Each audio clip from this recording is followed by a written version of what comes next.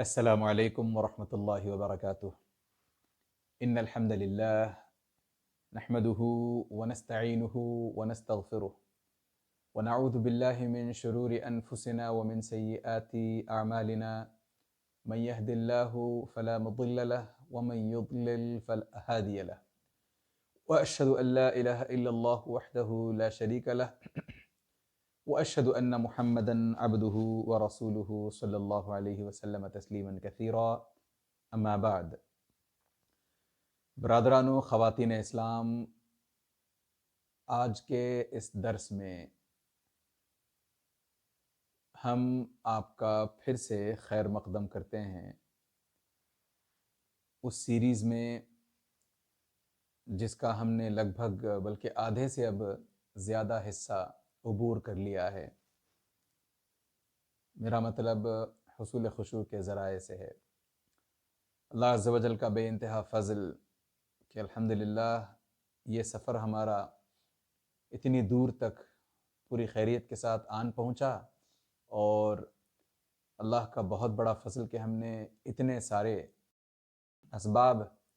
سیکھے جن کے ذریعے سے خشوع حاصل کیا جا سکتا ہے۔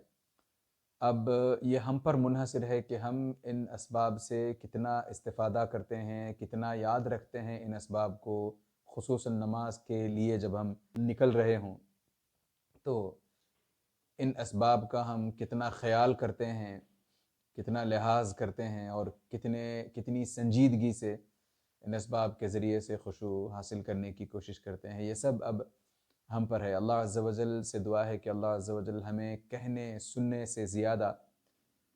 عمل خالص کی توفیق عطا فرمائے۔ آج انشاءاللہ تعالی جس پہلو پر ہم بات کرنے والے ہیں وہ یہ ہے کہ نماز کے اندر جو ایسے مواقع ہیں جہاں پر دعائیں مانگی جا سکتی ہیں، خصوصاً سجدے میں، تو اس کا بھرپور فائدہ اٹھاتے ہوئے ان تمام مواقع میں، ان تمام حالتوں میں خوب گڑ گڑا کر کثرت سے دعائیں کرنا۔ دیکھیں، ہم جانتے ہیں کہ دعا ہی دراصل عبادت ہے۔ یہ جو ہم اللہ عز و جل کے آگے پوری عاجزی، پوری انکساری کے ساتھ گریہ وزاری کرتے ہوئے جس طرح کھڑے ہوتے ہیں اور اللہ عز و جل سے جب مانگتے ہیں ہم اس طریقے سے، تو اللہ عز و جل کا اور ہمارا تعلق اور بڑھتا ہے، اس میں تعلق اور مضبوط ہوتا ہے۔ اور ویسے بھی دعا کرنا بندے کا شیوا ہے۔ بندہ جب عاجز ہو کر کے اللہ سے مانگتا ہے، اللہ کے سامنے گڑ گڑا کر اپنی فریادیں رکھتا ہے، تو اس سے اس بات کا خود بخود اعتراف ہو جاتا ہے کہ بندہ اللہ عز و جل کی ربوبیت اور الوہیت کا اقرار کرتا ہے۔ اور پھر اگر ہم کسی وجہ سے دعائیں نہ مانگیں تو یہ کبریائی میں، تکبر میں اس کا شمار ہو سکتا ہے۔ اور اگر ہم دعائیں نہ مانگیں، اللہ عز و جل سے طلب نہ کریں، نبی کریم صلی اللہ علیہ وسلم کی وہ حدیث وَلَوْ لَمْ تُذْنِبُوا لَجَاءَ اللَّهُ بِخَلْقٍ جَدِيدٍ كَيْ يُذْنِبُوا لِيَغْفِرَ لَهُمْ او كما قال النبی صلی اللہ علیہ وسلم، کہ اگر ہم گناہ نہ کریں تو اللہ عز و جل ہماری جگہ پر ایک ایسی خلق کو، ایک ایسی مخلوق کو لے آئیں گے جو گناہ کرے گی، وہ اللہ سے پھر اپنی گناہوں کی معافی کی درخواست کرے گی، اور اللہ عز و جل ان کی مغفرت کریں گے۔ اور المیہ ہمارا سب سے پیچیدہ المیہ، سب سے گرا ہوا ہمارا استر، اللہ معاف کرے، یہ ہے کہ ہم گناہ بھی کرتے ہیں اور پھر بھی اللہ عز و جل سے معافی طلب نہیں کرتے۔ جبکہ جس حدیث کو میں نے ابھی پڑھا ہے، جن کلمات کا بھی میں نے ذکر کیا ہے، اس میں تو گناہ نہیں کرنے والوں کی بات ہے کہ اگر تم گناہ نہیں کرو گے، یعنی اتنے نیک بنے رہو تم کہ گناہ ہی نہ کرو تم، تو اللہ عز و جل تمہاری جگہ پر ایک اور ایسی قوم کو لے آئیں گے جو گناہ کرے گی، نیک کام ہوتے ہوں گے ان سے، گناہ بھی سرزد ہوں گے، اور وہ معافی مانگیں گے اور اللہ عز و جل ان کی مغفرت کریں گے۔ ہمارا دیکھیں یہ عالم ہے کہ ہم نمازوں کے معاملے میں کوتاہ، پابندی نمازوں کی اس میں کوتاہی، خشوع بہت کم، اور ہم اپنے بچوں کو نماز کی تلقین کرتے ہیں کہ نہیں کرتے ہیں؟ خود ہم اپنے آپ سے سوال کریں۔ ہم بچوں کو اپنے نمازوں کی تلقین کرنے سے پہلے یہ اپنے آپ سے ہم سوال کریں کہ ہم کتنی نمازوں کے پابند ہیں۔ اور اس کے علاوہ یہ تو فرائض کو اور عبادات کو چھوڑنے کا ایک گناہ، پھر ویسے ہی حرام اور غلط کاموں کا ارتکاب ہم میں سے کئی لوگ کر جاتے ہیں، وہ الگ۔ اس کے علاوہ ہم پتہ نہیں یہ کیسی ہماری سوچ ہے کہ ہم اللہ عز و جل کے آگے سجدہ ریز ہو کر اپنے گناہوں کی معافی طلب کرنا پتہ نہیں کس وجہ سے پسند نہیں کرتے۔ تو ہمیں اس بات کا احساس کرنا چاہیے کہ اللہ عز و جل خود کہتے ہیں ادعوا ربکم تضرعا وخفیہ،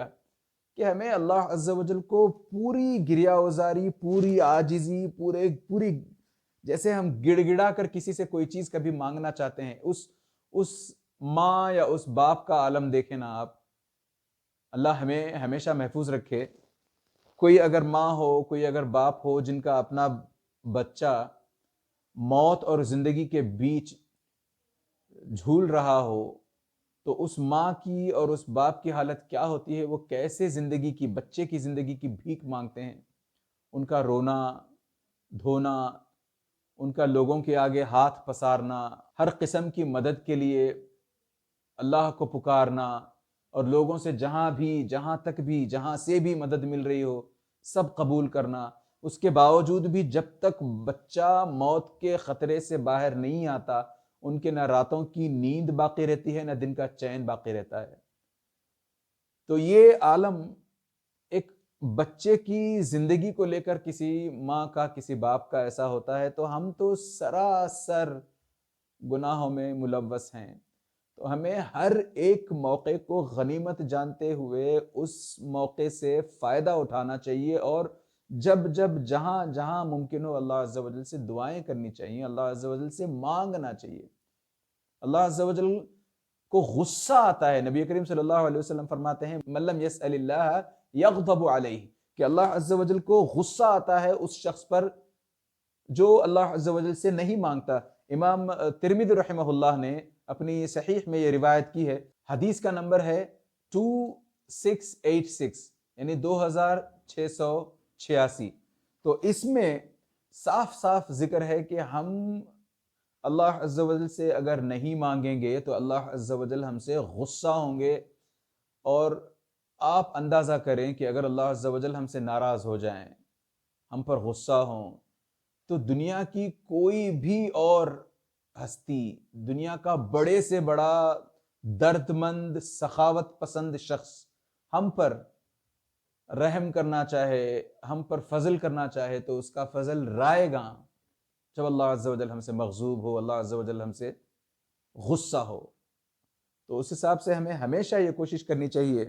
کہ ہم اللہ عز و جل کے غصے سے اللہ عز و جل ہی کی پناہ مانگیں، اور اللہ عز و جل کو کبھی غصہ نہ آئے ایسے کام کرنے کی کوشش کریں۔ نبی کریم صلی اللہ علیہ وسلم نمازوں میں اپنی جہاں مثال کے طور پر سجدے کے اندر، دو سجدوں کے بیچ میں، اور تشہد میں،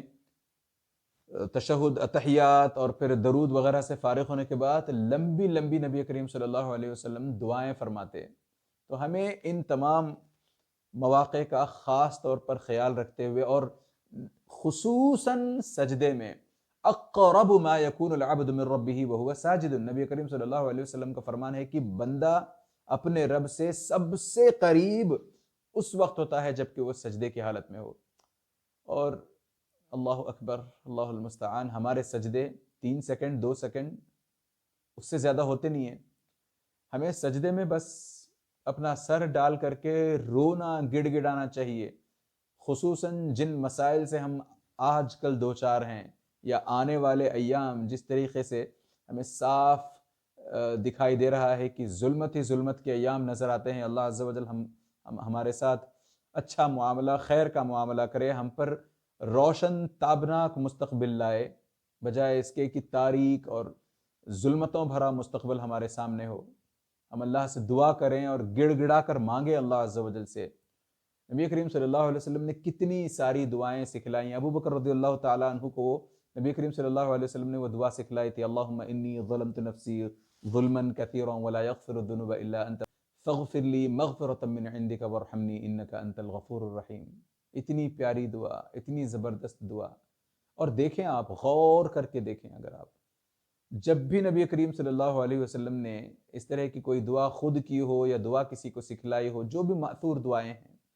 ان سب میں مغفرت کا ذکر ضرور ہے. سب سے پہلے مغفرت مغفرت مغفرت. اور مغفرت اس لیے کہ قرآن کھول کر دیکھیں ہم اگر, تو جگہ جگہ یہ بات صاف طور پر نظر آئے گی کہ جہاں مغفرت کی بات اور رحمت کی بات دونوں باتیں ساتھ آئی ہیں تو مغفرت پہلے اس کا ذکر ہوا ہے, پھر بعد میں رحمت کا ذکر ہوا ہے. پھر چاہے وہ اللہ عز و جل کے ناموں ہی کے تعلق سے اگر بات کر لیں ہم, تو واللہ غفور الرحیم ہو یا وکان اللہ غفور الرحیمہ ہو, تو مغفرت کی بات پہلے آتی ہے پھر رحمت کی بات آتی ہے. اس سے یہ پتہ چلا کہ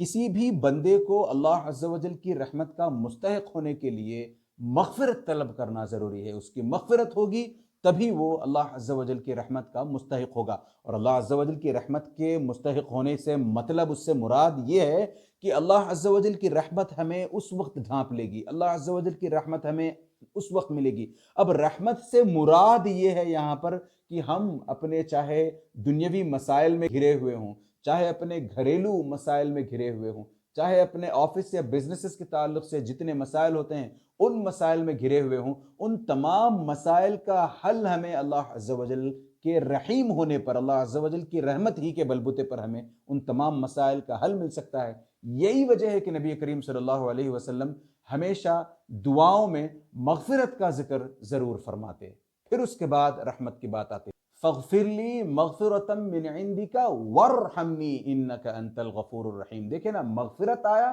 پھر وارحمنی کہا نبی کریم صلی اللہ علیہ وسلم نے جب دعا سکھلائی. ہر دعا میں اللہم اغفر لی ذنبی, اللہم اغفر لی ذنبی دقہ وجلہ واولہ وآخرہ وعلانیتہ وسرہ. یہ نبی کریم صلی اللہ علیہ وسلم کی خود کی اپنی دعائیں ہیں کہ اللہ عز و جل میرے چھپے گناہ, میرے ظاہر گناہ, میرے چھوٹے گناہ, میرے بڑے گناہ, میرے سب گناہوں کی مغفرت فرما دے. یہ نبی کریم صلی اللہ علیہ وسلم کی نہ صرف دعائیں تھیں بلکہ ہمارے اپنے لیے تعلیمات بھی تھی نبی کریم صلی اللہ علیہ وسلم کہ اللہم اغفر لی ما اسررت وما اعلنت. میں نے جو کچھ چھپا کر کیا ہے, جو کچھ میں نے دکھا کر, یعنی چھپ چوری اندر جو گناہ ہوئے ہیں چھپے میں مخفی طور پر, اور وہ گناہ جو علانیہ لوگوں کے سامنے ہو گئے ہیں ان کی معافی, تو سب کی معافی. اولہ و آخرہ, یعنی صرف پہلا گناہ صرف آخری گناہ نہیں, اول یعنی پہلا گناہ جو میں نے کیا تھا وہاں سے لے کر کے آخری جو گناہ میں نے وہاں تک, اور بیچ میں جتنے بھی گناہ میں نے کیے ہیں ان سب کو بخش دے, مجھے بخش دے, ان سب کو معاف کر دے, ان سب گناہوں کی مجھے معافی دے دے. یہ نبی کریم صلی اللہ علیہ وسلم کی تعلیمات تھیں. یہاں تک کہ نبی کریم صلی اللہ علیہ وسلم, میں بتاؤں آپ کو, امام مسلم رحمہ اللہ کی ایک روایت آتی ہے, 2716 حدیث کا نمبر ہے. نبی کریم صلی اللہ علیہ وسلم فرماتے ہیں اللہم انی اعوذ بک من شر ما عملت ومن شر ما لم اعمل, کہ اے اللہ میں تیری پناہ چاہتا ہوں اس شر سے جو میں نے کیا ہے, من شر ما عملت, اور ساتھ ہی اس شر سے جو میں نے ابھی تک کیا نہیں ہے, مستقبل میں ہو سکتا ہے مجھ سے وہ سرزد ہو. میں ان تمام چیزوں کے, ان تمام اعمال کے شر سے تیری پناہ میں آنا چاہتا ہوں. کیسی پیاری پیاری دعائیں نبی کریم صلی اللہ علیہ وسلم کی تھیں. اور ہم ہیں کہ دعاؤں کا اصل میں ہمارا پتہ نہیں, ہم سوچیں, میں اگر بیٹھ کے سوچتا ہوں نا کبھی, تو مجھے لگتا ہے کہ شاید ہمارے اندر وہ یقین والی کیفیت نہیں ہے.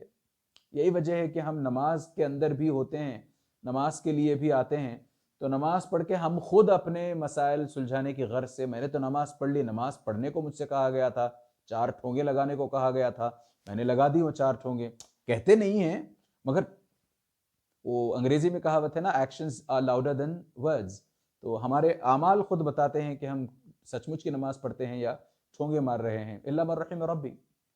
تو ہم جب نماز کے لیے آتے ہیں تب بھی ہمارے دماغ میں اپنے مسائل چل رہے ہوتے ہیں, نماز پڑھ کے فوراً ان مسائل کی طرف خود سے پہنچ جاتے ہیں, ان مسائل کو اپنے ہاتھوں میں لے کر خود سے حل کرنے کے لیے. یہ ہوتا کب ہے؟ یہ جب کسی بندے کے اندر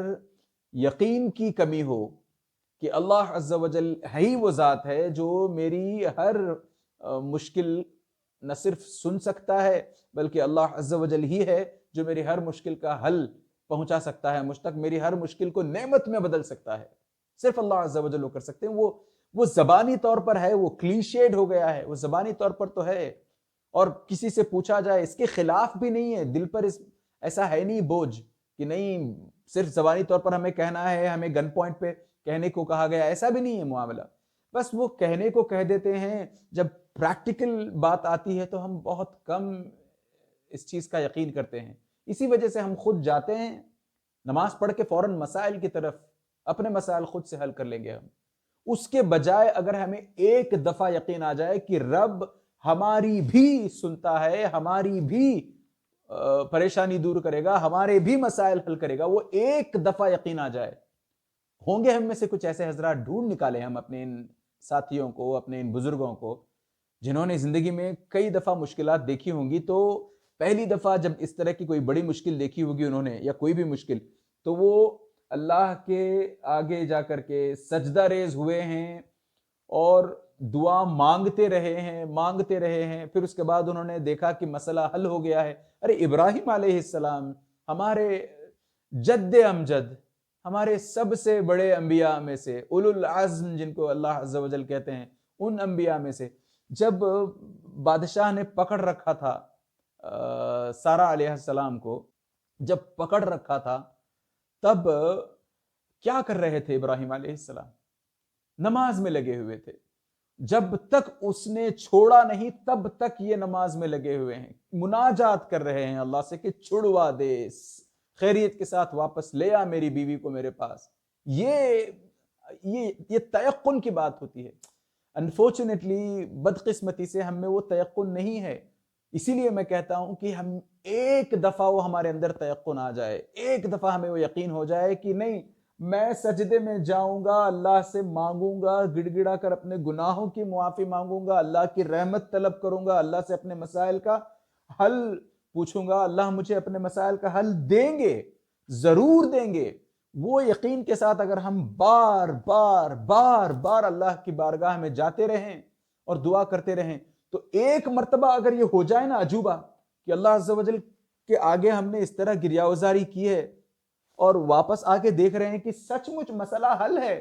تب ہمارے یقین کی کیفیت اور ہوتی ہے۔ وہ ایک مرتبہ کرنے کی دیر ہے، بس وہ ایک مرتبہ۔ میرے آج کے اپنے اس طرح کے درس کا لب لباب، خلاصہ کلام ہی یہی ہے۔ اگر یہاں سے کوئی چیز نہیں لے جا سکتے آج کے درس سے، تو بس یہ چیز میں چاہتا ہوں کہ ہم لے جائیں کہ ایک دفعہ ہم وہ تیقن کے ساتھ دعا کریں اور اللہ عز و جل ایک مسئلہ ہمارا حل کر دینا ایسے، تو پھر ہم اللہ عز و جل سے دوبارہ کبھی ناتا توڑنا نہیں چاہیں گے، کیونکہ ہمیں پتہ چل جائے گا تب کہ میں بیکار میں ان مسائل کے پیچھے خود اپنا سر دے رہا ہوں۔ میں جا کر کے اپنا سر میرے رب کے نیچے، میرے رب کے آگے ڈالوں، میں سر میرے رب کے قدموں میں اپنا سر ڈالوں، میں سر اپنا زمین پر دے ماروں اور اللہ عز و جل کے سامنے اپنی ناک رگڑ کر دعا مانگوں اللہ عز و جل سے، تو اللہ عز و جل میری مراد پوری کریں گے، میری بات سنیں گے، مجھے دیں گے۔ وہ یقین کی کیفیت پیدا ہونی چاہیے۔ اسی طریقے سے میں ایک واقعہ آپ کے سامنے نقل کرتا ہوں۔ نبی کریم صلی اللہ علیہ وسلم ایک صاحب کو دیکھتے ہیں، ایک شخص کو، صحابی کو یقیناً دیکھتے ہیں کہ وہ اللہ عز و جل کے سامنے گریہ وزاری کرتے ہوئے دعا کرتے ہیں، اللہم انی اسألک بأن لک الحمد لا الہ الا انت وحدک لا شریک لک المنان یا بدیع السماوات والارض یا ذا الجلال والاکرام یا حی یا قیوم انی اسألک الجنت واعوذ بک من النار۔ جب اس طریقے سے ایک صاحب کو دعا کرتے ہوئے اللہ عز و جل کے سامنے نبی کریم صلی اللہ علیہ وسلم نے دیکھا، تو صحابہ سے پوچھنے لگے، تدرون بما دعا، کہ تم جانتے بھی ہو کہ اس نے کیسے، کس چیز کے ذریعے سے دعا کی ہے؟ اللہ و رسولہ اعلم، نبی کریم صلی اللہ علیہ وسلم کو صحابہ نے یہی کہا کہ آپ اور اللہ عز و جل بہتر جانتے ہیں۔ یہ ادب ہے، یہ نبی کریم صلی اللہ علیہ وسلم کے ساتھ بات کرنے کا یہ ادب ہوتا ہے کہ اللہ و رسولہ اعلم، کہ آپ اے نبی کریم صلی اللہ علیہ وسلم اور اللہ عز و جل اس چیز کو بہتر جانتے ہیں۔ تب نبی کریم صلی اللہ علیہ وسلم نے کہا، والذی نفسی بیدہ لقد سأل اللہ باسمہ الاعظم الذی اذا دعی بہ اجاب واذا سئل بہ اعطا، کہ نبی کریم صلی اللہ علیہ وسلم نے فرمایا کہ اس ذات کی قسم جس کے ہاتھ میں میری جان ہے، اس بندے نے اللہ عز و جل سے اس کا اسم اعظم لے کر کے، اور کئی علماء کہتے ہیں کہ یا حی یا قیوم اسم اعظم اللہ عز و جل کا ہے۔ تو نبی کریم صلی اللہ علیہ وسلم فرماتے ہیں کہ اس ذات کی قسم جس کے ہاتھ میں میری جان ہے، اس شخص نے اللہ عز و جل کا اسم اعظم یعنی سب سے بڑا نام اللہ عز و جل کا لے کر کے دعا مانگی ہے، اور ایسا اسم اعظم جس کے ذریعے سے اگر مانگا جائے تو اللہ عز و جل دے گا، سوال کیا جائے تو اللہ عز و جل عطا کرے گا، تو ایسا نام لے کر کے اس نے دعا کی ہے۔ دیکھیں، ایک آخری بات بتا کر انشاءاللہ تعالیٰ اپنی بات ختم کرتا ہوں میں۔ ایک تو ہم جانتے ہیں کہ نماز کے اندر اللہ عز و جل ہمیں دیکھ رہے ہوتے ہیں جب تک ہم پورے خشوع کے ساتھ نماز پڑھ رہے ہوتے ہیں، اور باہر نماز کے باہر جس طرح کا عالم ہوتا ہے ویسا عالم نماز کے اندر نہیں ہوتا۔ نماز کے اندر تو خاص طور سے ہم دوسرے معنوں میں دعا ہی میں لگے ہوئے ہیں، اور اس کے علاوہ سب سے پہلے کنڈیشن تو یہ ہوگی کہ ہم نماز میں ہیں، نماز ہی دعا ہے۔ اس کے علاوہ پھر بندہ اگر سجدے میں جائے تو نبی کریم صلی اللہ علیہ وسلم نے جیسے کہا، میں نے پہلے بھی بتایا تھا آپ کو، کہ سب سے زیادہ قریب اللہ کے بندہ سجدے ہی میں ہوتا ہے۔ تو کنڈیشن نمبر 2، پھر اس پر اگر ہم اسم اعظم کے ذریعے سے دعا کریں تو کیا اللہ عز و جل ہماری قبول نہیں کریں گے؟ کیوں نہیں انشاءاللہ تعالی۔ جیسے میں نے کہا، وہ تیقن کی کیفیت اگر ہمیں واپس آ جائے تو اللہ عز و جل یقیناً